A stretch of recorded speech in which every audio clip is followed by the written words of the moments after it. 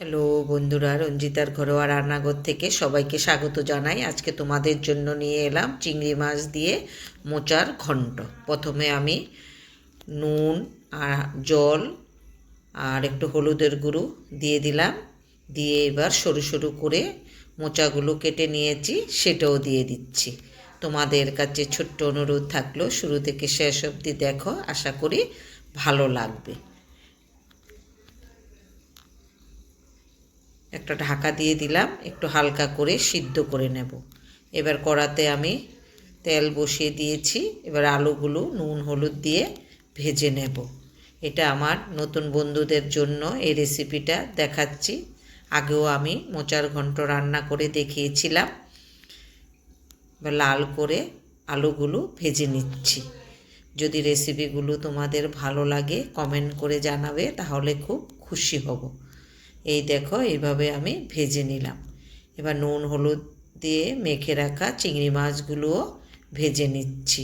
খুব সুন্দর একটা রেসিপি। চিংড়ি মাছগুলো আমার ভাজা হয়ে গেছে, এবার আমি তুলে নিচ্ছি। এই দেখো, এবার কড়াতে আমি দুটো শুকনো লঙ্কা দিয়ে দিলাম, দিয়ে একটু হালকা করে ভেজে নিচ্ছি। তেজপাতা দিয়ে দিলাম, একটু জিরে ফোড়ন দিয়ে দিলাম, দিয়ে হালকা করে ভেজে নিচ্ছি। এবার আমি পেঁয়াজ কুচিটাও দিয়ে দিচ্ছি। যারা কখনো খাওনি, একবার হলো এইভাবে করে খেও।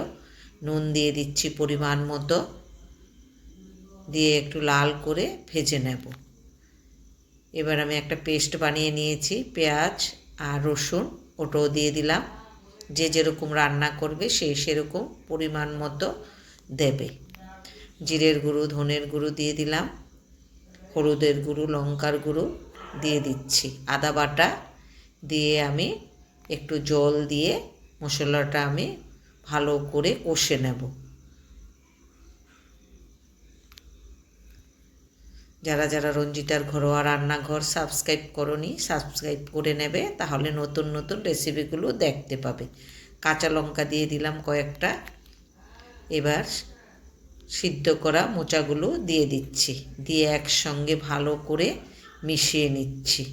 খুব এইভাবে রান্না করলে খেতে খুব সুস্বাদু হয়। এইভাবে আমি ভালো করে মোচাটাও কষিয়ে নেব। এবার আলু ভাজা আর চিংড়ি মাছগুলোও দিয়ে দিচ্ছি, দিয়ে আমি ওটাও একসঙ্গে মিশিয়ে নেব।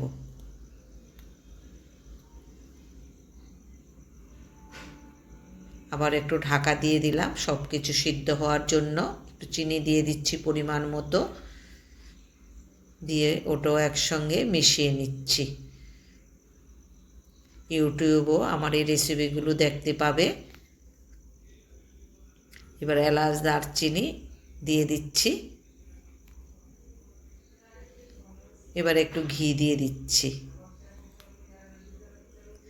যদি তোমরা না চাও নাও দিতে পারো ঘি, তবে আমার ভালো লাগে, একটু ঘি দিয়ে দিলাম। দিয়ে আবারও একটু ঢাকা দিয়ে দিচ্ছি। দেখো, রান্নাটা আমার প্রায় হয়ে এসছে। এবার আমি একটা বাটিতে তুলে নিচ্ছি। গরম ভাতের সঙ্গে এই মোচার ঘন্টটা খেতে খুব দুর্দান্ত লাগে। দেখো, দেখতে এরকম হয়েছে। যদি রেসিপিটা ভালো লাগে তোমরা এইভাবে করে খেও। আর যদি রেসিপিটা ভালো লাগে একটু লাইক শেয়ার করে দিও। সবাই ভালো থেকো, সুস্থ থেকো।